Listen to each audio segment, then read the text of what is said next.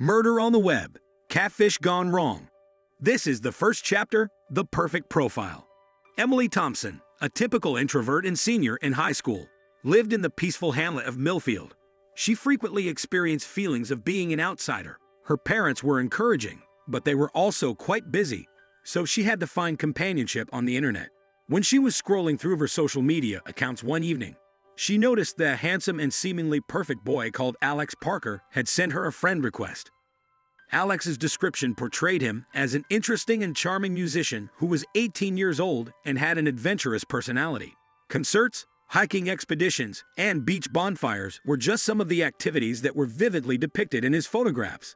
Emily agreed to fulfill the request since she was captivated by his profile and experienced an instant connection with him. As their chats began casually, they discussed their favorite music and movies. However, as time went on, they became more in-depth and began to touch on personal aspirations and insecurities. The second chapter, more in-depth linkages. Emily and Alex's friendship became stronger as the weeks of their relationship turned into months.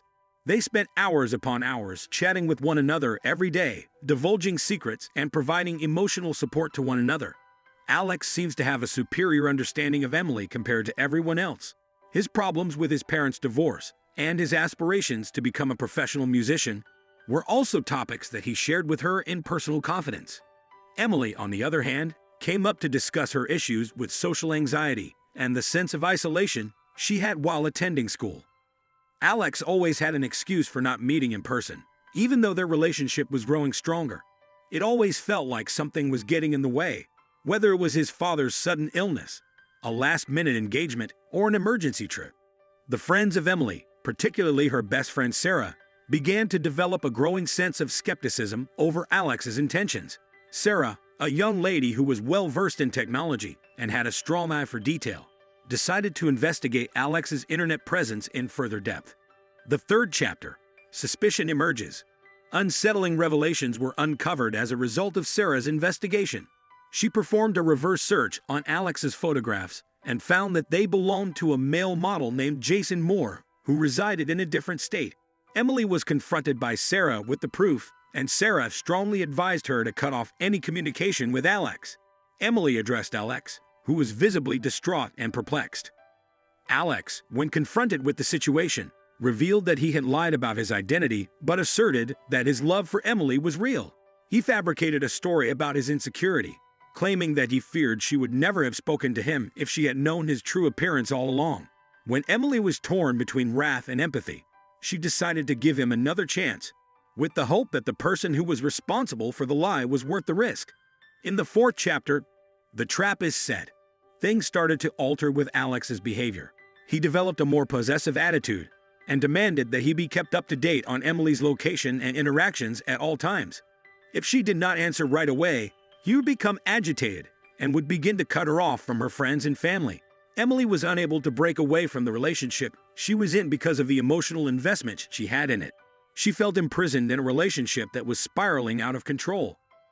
During one evening, Alex pushed on meeting in person, stating that he could not stand to be separated from her any longer. He assured her that they would have a romantic weekend together by sending her a plane ticket to a city in the vicinity. Emily agreed to meet the person she had fallen in love with, despite her initial apprehension and Sarah's vehement protestations. Emily's yearning to finally meet the person she had fallen in love with compels her to do so. The Deadly Encounter is the title of Chapter 5. Emily arrived at the off-the-beaten-path park that Alex had selected as the location for their meeting. The mixture of excitement and dread caused her heart to beat. A man approached her while she was waiting, but he was not the Alex that she was familiar with. He said that he had been making use of Alex's identity to entice her. He introduced himself as Tom. When Tom seized Emily and dragged her into his car, a sense of panic began to set in. He admitted that he had been obsessed with her for several months and that he had followed her both online and in real life. Emily felt her pulse pounding with fear. A Fight for Survival is the title of Chapter 6. Emily followed Tom as he drove her to a cabin that had been abandoned deep in the woods, far away from any indications of civilization. It was conveyed to her that she was now his prisoner, and he locked her in a small room that did not have any windows. Emily was aware that she needed to flee. She searched the room for anything that she could use as a weapon, and she discovered a piece of glass that had been broken off a mirror that had been shattered. Emily assaulted Tom with the glass when he returned to the room, to slice his arm and then escaping the lodge as quickly as she could.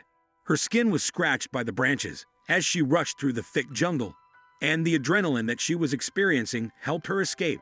She happened upon a group of hikers who promptly contacted the authorities after discovering them. Justice Done is the title of Chapter 7. Following the arrival of the police, Tom was taken into custody and charged with kidnapping, as well as attempted murder.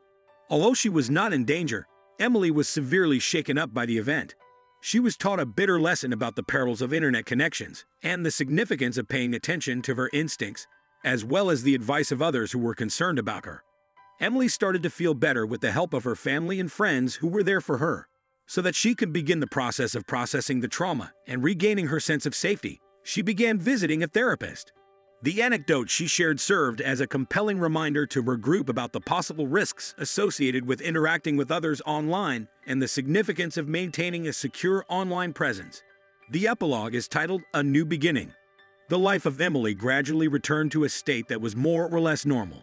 She devoted her attention to her studies, regained her passion for painting, and became an advocate for the protection of users across the internet. She spoke about her experience at community gatherings and school assemblies in the hopes of preventing others from slipping into the same traps that she had fallen back into. The significance of true human connections and the imperative of remaining vigilant were both brought to light by her experience, which served as a beacon of awareness. The path that Emily took from being a naive adolescent to being a courageous survivor is a monument to the remarkable strength of the human spirit and the power of hope that endures throughout time. In the end, she emerged more powerful, more knowledgeable, and more resolved than ever to use her voice to shield others from the shadowy corners of the internet. That's about all. If you enjoyed this video, make sure to subscribe for more. Hit that notification bell so you never miss an upload. Feel free to like and share, and I'll catch you in the next one.